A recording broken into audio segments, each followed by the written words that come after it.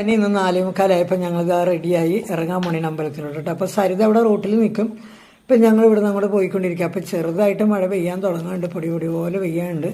ഇപ്പോൾ 2 ദിവസം മുന്നേക്ക് ഞങ്ങൾ പോയപ്പോൾ ഭയങ്കര മഴയായിരുന്നു കേട്ടോ. അതൊക്കെ നല്ല റോഡൊക്കെ നോക്കി നല്ല ശൂന്യമായിട്ട് കിടക്കണേന്. അപ്പോൾ ആ സരിത റോട്ടിൽ നിന്ന് അപ്പോൾ ഞങ്ങൾ ഒന്നിച്ച് അമ്പലത്തിലോട്ട് പോണേന്.